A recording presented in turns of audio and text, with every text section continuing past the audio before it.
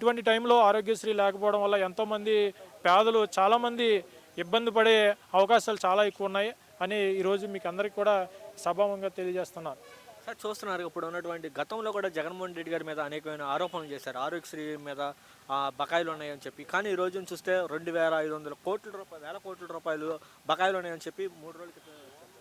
బకాయిలు ఉన్నాయని చెప్పడం అంటే ఒకటండి, ఇప్పుడు ఏంటంటే కూటమి ప్రభుత్వంలో చంద్రబాబు నాయుడు కానీ లేకపోతే దాంట్లో ఉన్నటువంటి పవన్ కళ్యాణ్ కానీ ప్రతి ఒక్కరూ కూడా జగన్మోహన్ రెడ్డి గారి మీద ఏదో విధంగా ఏదో ఒక నెగిటివ్ అన్నది చెప్పి ఆయన యొక్క పార్టీని వ్యతిరేకత చూపించాలని చూస్తున్నారు. కానీ ప్రజలందరికీ తెలుసు, పైన దేవుడికి కింద ఉన్న ప్రజలందరికీ, ఆంధ్ర రాష్ట్ర ప్రజలందరికీ తెలుసు ఏం జరిగింది, ఆయన ప్రభుత్వంలో ఏముంది, ఏం చేశాడు, ఆరోగ్యశ్రీ ఏ విధంగా ఎంతమందికి ఉపయోగపడింది, అసలు బకాయిలు ఉన్నాయా లేదా అన్నది ప్రతిదీ కూడా అందరికీ రాష్ట్రంలో ఉన్నటువంటి ప్రజలందరికీ తెలుసు. దాని గురించి ఆయన ఎన్ని ఇబ్బందులు పెట్టినా, ఎంత నెగిటివిటీ చూపించినా సరే కూడా అక్కడ ఎటువంటి ఎవరు నమ్మే స్థితిలో అయితే ఈ రోజుల్లో ఎవరు లేరు.